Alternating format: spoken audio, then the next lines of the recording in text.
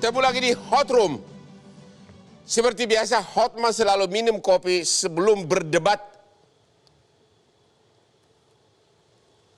Pak Sugeng, DPR kita yang terhormat. Ya. Kalau subsidi BBM dihapus atau dikurangi, katanya pemerintah akan kasih BLT, bantuan langsung tunai. Ya. Duitnya dari mana? Kan itu duit juga. Ya. Jadi begini, di samping ada persoalan mahalnya harga energi, tapi kita juga menerima apa disebutkan windfall profit. Harga-harga komoditas yang menjadi andalan kita juga naik. Ada CPO, crude palm oil naik, ada juga nikel naik. Itu aja dipakai untuk membiayai BBM. Tetapi bahwa dalam struktur APBN sudah barang tentu tidak semuanya diabdikan untuk subsidi. Ada namanya anggaran rutin, anggaran pembangunan. Artinya BLT tidak akan terkabul, tidak akan terwujud. Oh bisa tercabut dengan adanya tadi dana-dana juga yang masih, dan juga dijelaskan bahwa APBN kita pada dasarnya surplus, tetapi lagi-lagi prioritas kan harus juga digariskan. Tidak semuanya untuk subsidi, tadi sudah diuraikan. Subsidi penting sekali lagi. Ingat, subsidi itu adalah untuk meningkatkan daya beli atau mempertahankan daya beli masyarakat, supaya masyarakat yang tidak mampu itu tetap bisa menjalankan Tapi kan masih ada sisa pembiayaan kopi sama dan apa itu pen penyertaan modal negara. Gitu, dan itu sebagainya. Kan masih ada duitnya. Kenapa nggak pakai itu aja dulu? Nah, inilah yang dalam struktur APBN tahun 2023. Ini kan kita bicara tahun 2022 yang sudah berlangsung ini. Kenapa? Karena terjadi kesenjangan antara apa yang ditetapkan dengan harga yang aktual. Itu pun dengan volume yang hanya sampai bulan Oktober. Belum, Bang. Ini kan harus selesai sampai Desember. Ada 2 bulan yang nanti ini kalau tidak dipecahkan atau ditambah kuotanya menjadi persoalan juga. Kita kan ingat, semuanya ini demi rakyat ya. Jangan juga lantas seolah-olah kalau... Bagaimana Pak demi rakyat kalau ternyata subsidi dikurangi? Nah, itu demi siapa, Pak? Justru begini, ini subsidi sekali lagi ditujukan kepada masyarakat yang tidak mampu. Kenyataannya yang membeli yang mampu. Justru itulah. Juga ada yang disubsidi, Pak, itu orang kaya. Harus mekanismenya diatur sedemikian rupa. Kalau itu tetap nanti naik menjadi 10.000 misalnya pertalite, untuk ingat ya, motor atau kendaraan roda 2 dan juga angkot atau angkutan umum, dan juga untuk mau dibatasi jumlahnya? Bukan, itu tetap dengan harga yang tidak dinaikkan atau tidak dikurangi subsidinya. Jadi kalau toh naik sebelah 30% tadi adalah ditujukan untuk masyarakat yang mampu, yakni adalah masyarakat yang kendaraan mobil roda 4 di luar, ingat, roda 4 di luar angkot, dan juga kendaraan bagaimana roda Pak 2. bisa membedakan mana yang kaya, mana yang miskin hanya dengan melihat mobilnya, Pak? Dengan orang mampu membeli mobil, otomatis dia mampu. Harus dibedakan. Terlalu subjektif, Pak. Jelas, kita harus Bang Hotman harus memihak sekarang. Saya ingin nambah, saya ingin meng-counter apa yang Pak Sugeng sampaikan tadi. Silakan. Pak Sugeng bilang katanya harga ini naik karena APBN akan jebol. Tapi pertanyaannya adalah ketika dinaikkan malah uang subsidinya diberikan uang itu untuk bantalan. Kan ini kan agak kacau cara berpikirnya. Bukan kacau. Apa yang disampaikan Bang Hotman itu bilang sudah benar.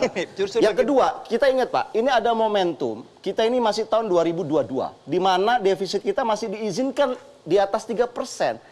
Let's say saya katakan, ini ada sisa 2 bulan kalau Bapak tadi khawatir. Tambahin aja defisitnya. Jadi nggak menyusahkan rakyat. Rakyat lagi susah, daya belinya rendah. That's problem. Oke, kalau gitu kita tanya Pak Mamit dulu. Tadi Bapak DPR kita mengatakan baru mau menjelaskan sebetulnya mau dibatasi kuota membeli bensin. Bukan untuk Pak Sugeng, coba justru begini. Biar puas. Untuk motor, ingat ya, untuk motor dan untuk angkot tidak dicabut atau tidak dinaikkan BBM. Untuk motor dan angkot. Serta untuk solarnya ya, yang solar subsidi harga 500. Itu usulan Bapak. 5.150 tetap dengan harga itu, utamanya untuk truk yang roda 4, karena itu adalah dipastikan bukan untuk kapasitas industri yang roda 6, roda 8 dan sebagainya, truk gandeng dan sebagainya, karena itu adalah solar, mengkonsumsi solar industri.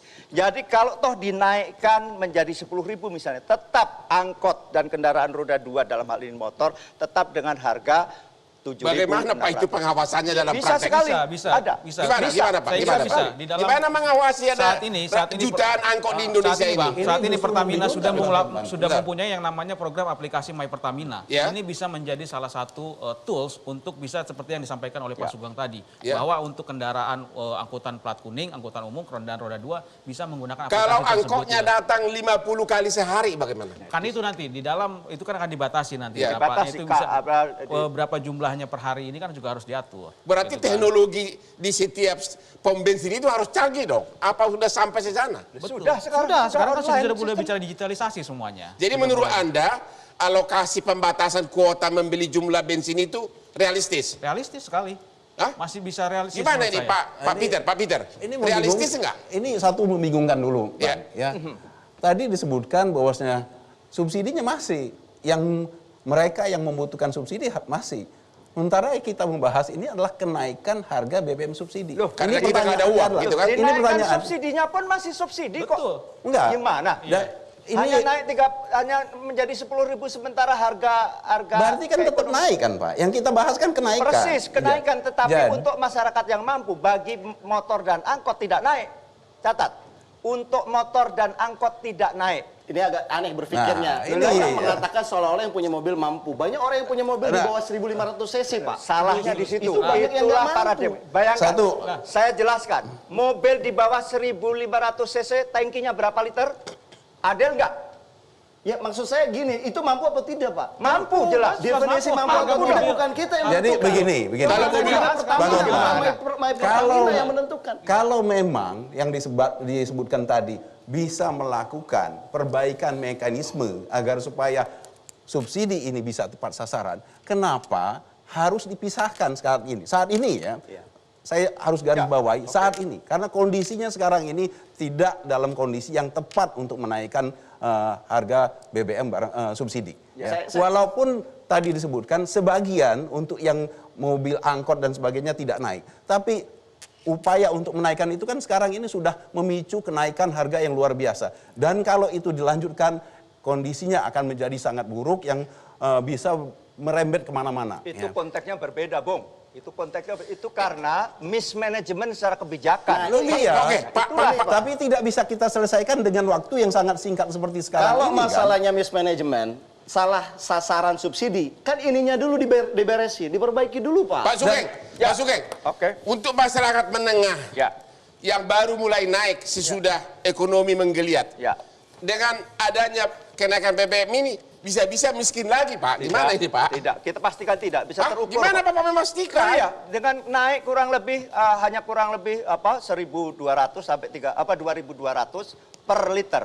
Artinya, ya itulah memang inilah beban ini harus kita pikul bersama. Ingat yang harus kita selamatkan dalam konteks BBM. Satu, daya beli masyarakat. Daya beli masyarakat bagaimana bisa naik Pak? Kan sudah naik semua harga-harga. Justru itu yang saya sebut. Kenapa di awal saya kritik habis.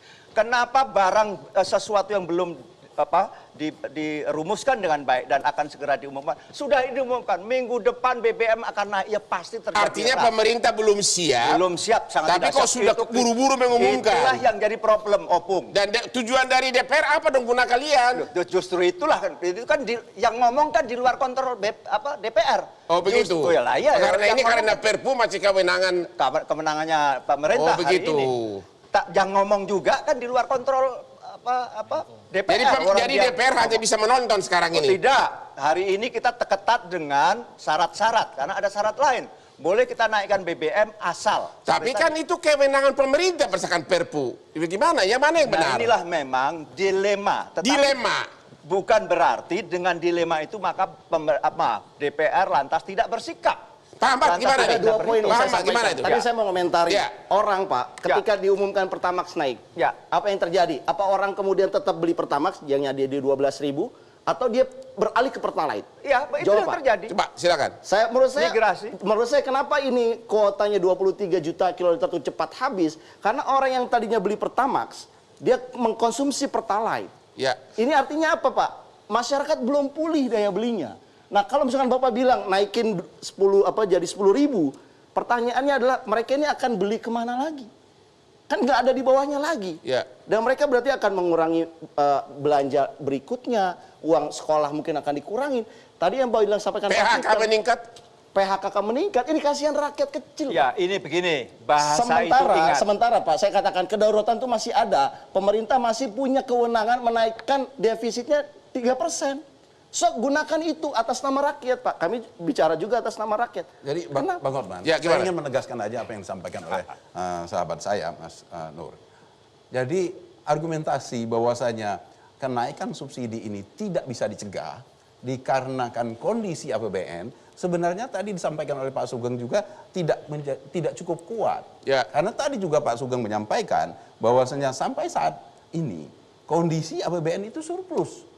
Ya, kondisinya surplus. Dan ini kalau kita pakai data, ini dari Kemenq Pak ya, sumbernya Kemenq, sampai bulan Juli itu surplus dari APBN itu 106 triliun. Dan harus kita ingat kondisi surplus ini yaitu sudah pada bulan Juli di mana kondisi harga minyak dunia sudah naik dan kita sudah menanggung subsidi itu selama sampai bulan Juli berarti.